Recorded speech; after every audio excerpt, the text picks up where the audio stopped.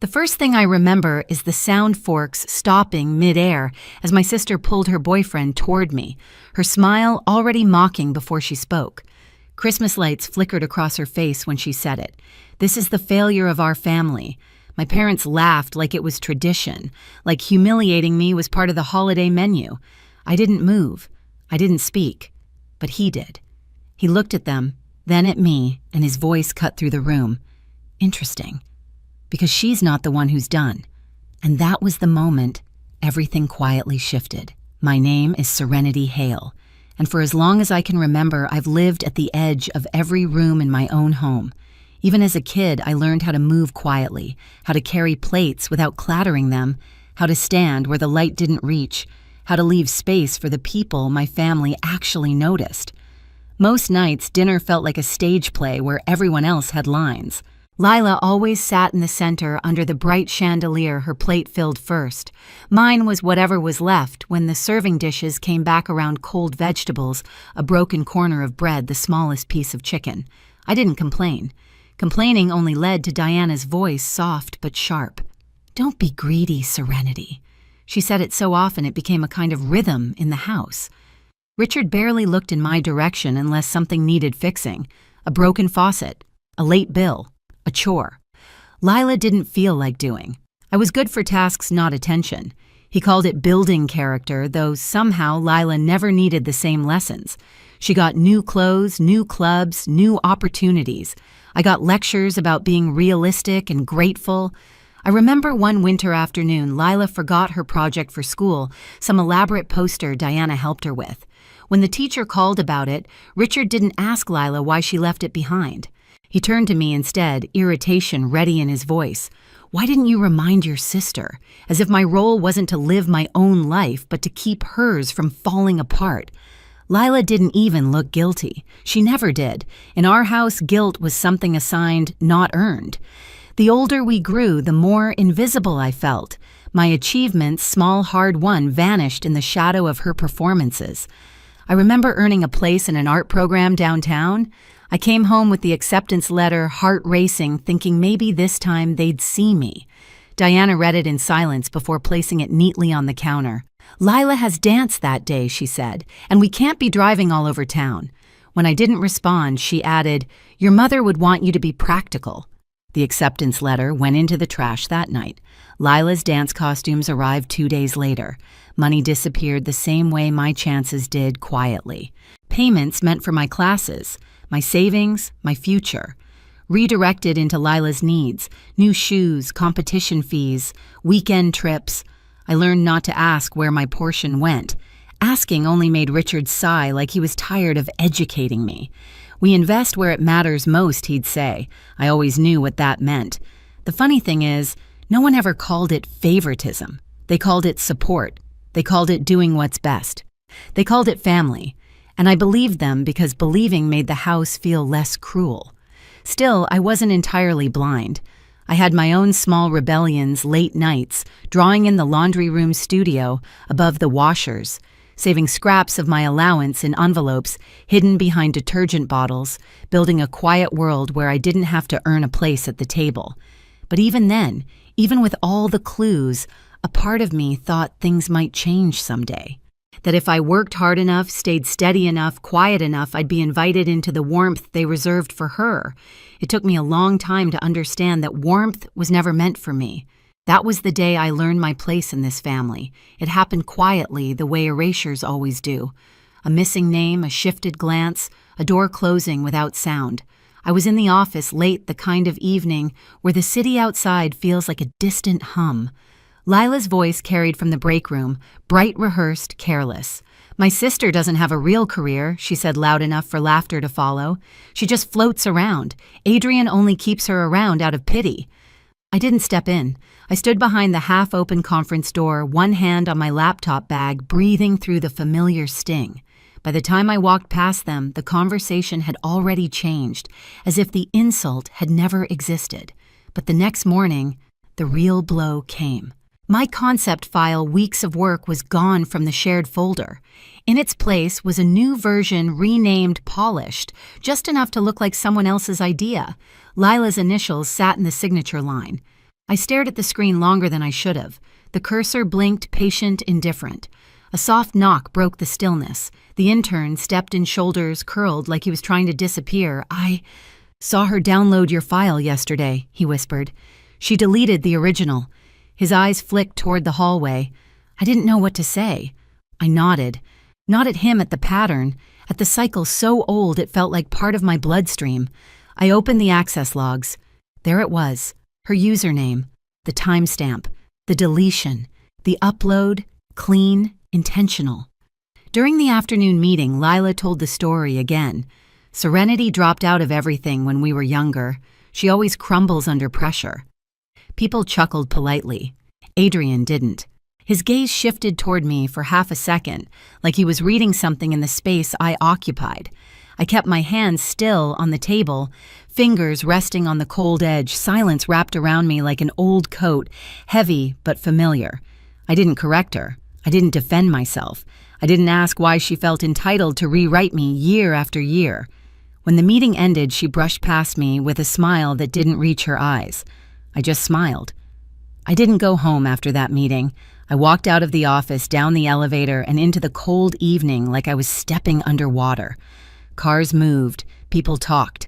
Holiday lights blinked against the windows of downtown buildings. None of it felt connected to me. I kept walking until the cold burned enough to make everything sharp again. When I finally stopped, I was in the co-working space 2 blocks from our agency. The keypad clicked under my fingers. The lock beeped open. Inside the room was empty, just white light on long tables, the hum of a printer someone forgot to turn off, and the faint smell of stale coffee grounds. It was the kind of silence that doesn't comfort but steadies. I placed my laptop on the table and opened the logs. Every timestamp was a small betrayal. Lila downloading my concept, the deletion, her upload, the edits. Then the email she sent Adrian late at night claiming the original direction had flaws and she had fixed it. I didn't react. I just kept scrolling. Access logs don't lie. They don't gossip. They don't twist stories. They only reveal what someone actually touched. I copied everything into a folder I labeled plainly documents. Then I started collecting. Payments, bills, transfers, screenshots of budgets she'd signed without approval, emails where she hinted that I was overwhelmed, not ready, emotionally inconsistent. She had built her own version of me in the system, one that justified taking my work, my credits, my place. It wasn't new. It was simply the first time I had proof. At midnight, my phone buzzed.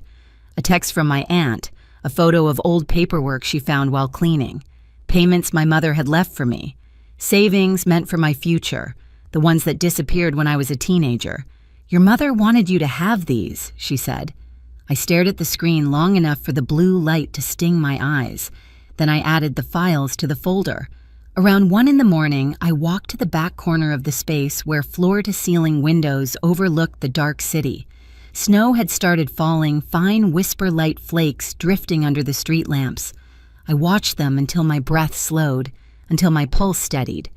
Then I opened a new spreadsheet, a simple one, a list of everything I had built at the agency, clients I brought in, campaigns I directed, projects Lila had claimed, folders I created, budgets I balanced, hours I logged. It stretched longer than I expected. Most people think revenge feels hot. Mine was cold, methodical, a sequence of small administrative actions, typed, saved, filed. The next morning, before anyone arrived, I went to the old studio above the laundromat on the edge of Aurora, the place where I built my first freelance jobs. The machines downstairs rumbled, shaking the floorboards the way they always did. The air smelled like detergent and warm metal. I slid open the storage drawer. My old drives were still there, wrapped in a scarf from years ago. I plugged them in and waited. Folders bloomed on the screen, early sketches, concept drafts, original styles that eventually became the agency's signature tone. All mine. All the seeds Lila grew her reputation from. I took what I needed, not out of spite, but because it was mine to take. When I returned to the office, Adrian was in the conference room, staring at his laptop like he was trying to outrun a headache. He looked up when I walked in. "Sit," he said softly. I did. He turned the screen toward me. My file. the one Lila claimed. He tapped the corner. Your metadata's still inside. Of course it was. She changed the name, not the backbone. He opened the access logs next my folder from the night before. You pulled everything he said. I nodded. I didn't push you into this, did I? No. And you're sure you want me involved? I thought about it. About silence. About what happens when you speak and no one listens. About what happens when you stay quiet and everyone assumes you'll never stop swallowing what hurts you. Yes, I said. He studied me for a moment, not with pity, but with the kind of focus people use when assembling something delicate. Then he leaned back. HR needs this. Legal needs this. And the board needs to know where the credit actually belongs. His voice wasn't angry. It was factual, administrative, clean. We spent the next 2 hours assembling the file. Every document, every log, every payment discrepancy, every moment where my work had been fed into Lila's pipeline of praise. Typed, printed, signed. Around noon, he slid the final packet across the table. I'll handle the process, he said. You don't have to be the one to deliver this. But part of me wanted to, not to confront her, not to explain, not even to win. I wanted to stop being the silent witness to my own erasure. I picked up the packet. The paper felt heavier than it should have. I rested my hand on it, steady and calm. This time, I said I won't fix what they've broken. I arrived late on purpose. Christmas dinner was already in motion when I stepped through the doorway of my father's house. The air was thick with cinnamon-roasted meat and the kind of laughter that sounds rehearsed. Lights glowed too warmly against the cold outside. Every year, this house tried to convince the world it was a home. I stood near the hallway, letting my coat drip meltwater onto the tile. They didn't notice me at first. Lila was busy performing, spinning small stories for distant relatives, retelling successes she hadn't earned, leaning into Adrian's shoulder like she owned the room. He wasn't touching her back the way he usually did. His hand hovered a moment, then dropped. When Richard finally spotted me, he gestured to an empty chair at the far end of the table. Sit. We've been waiting. His tone implied it was my fault for shifting the picture. Diana's eyes flicked over me, coat, shoes, hair, as if checking for flaws. Try not to make an entrance, she murmured. I didn't answer. I took the seat at the edge, half-shadowed the way I always had. Dinner resumed. And then inevitably, Lila rose from her chair, pressing a hand to Adrian's arm as if inviting applause. I want everyone to meet my sister, she said, voice bright. This, she paused smiling with practiced sweetness, is the failure of our family. Richard laughed first. Diana nodded, almost proud of the line. Conversations tapered off into that familiar hush of communal cruelty. The sound was the same one from childhood dinners, the one that told me to stay small, stay quiet, let the moment pass over me. Adrian didn't laugh. He set his fork down with a soft clink. The room stilled around the sound like someone had drawn a curtain across the noise. Christmas music from the kitchen speaker faded into insignificance. He looked at Lila, then at her parents, then slowly at me. Interesting, he said, voice low and steady, because you're fired. The sentence landed without force, without theatrics, just truth, placed gently in the center of the table. Lila blinked, confusion flickering across her face. What we're done, he added. Effective immediately.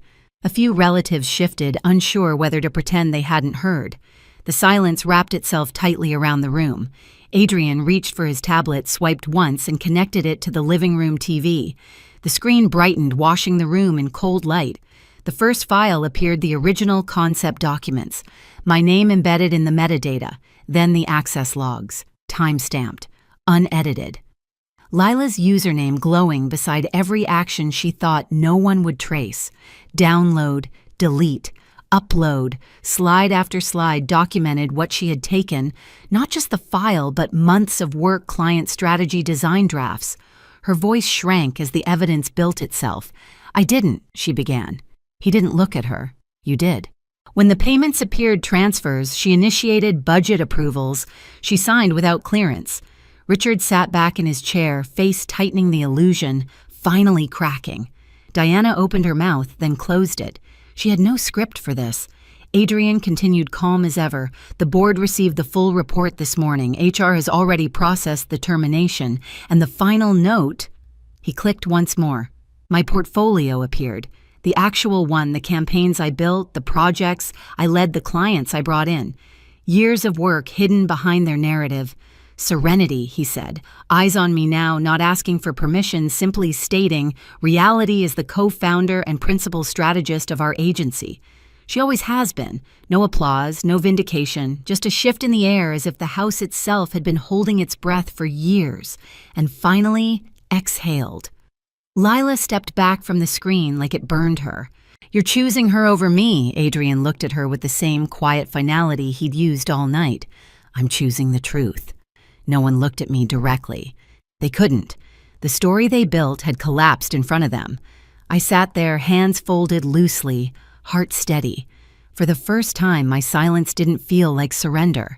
It felt like authority. Seattle didn't feel like a fresh start right away. At first, it was just distant gray mornings, unfamiliar bus routes, the sound of rain against a window that didn't belong to any version of my past. But distance has its own kind of mercy. It gives the mind room to breathe, to unfurl, to rethink the shape of a life. My new apartment was small, with clean walls and a single plant I kept near the window. The city outside was quieter than Aurora in winter. No rehearsed laughter, no curated family image. No roles I had to play, just the steady rhythm of rain tapping softly like it was checking in. Adrian helped set up the new office, not out of obligation, but because he understood the difference between space built for survival and space built for living. We kept things simple: wood desk, soft chair, a few pinned sketches from campaigns that were actually mine. Work felt different here, lighter. Not because it was easier, but because no one was trying to take it from me. I didn't cut my family off. I just stopped orbiting them. Whatever consequences they faced, audits, questions from relatives, fractured stories they handled without me. Silence can be cruel, but sometimes it's the only language people understand.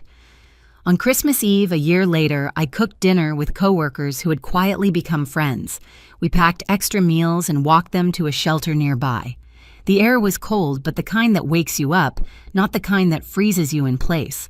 When I sat down at my own small table afterward, I placed the best portion on my plate, crispy, warm, perfectly chosen. No one told me I didn't deserve it. No one measured my worth against someone else's appetite. The moment was quiet. Almost nothing. But it felt like a life finally folding into itself, whole, unbent mine. I used to think survival meant staying quiet long enough for someone to finally see me. Now I understand silence differently. It isn't emptiness. It's a door I can choose to open or close, a room no one enters unless I allow it. I stopped asking for a family that only clapped when I failed. And once I stepped away, the noise they made never followed. Wherever this story finds you, may you feel the steadiness of walking toward a life that answers back.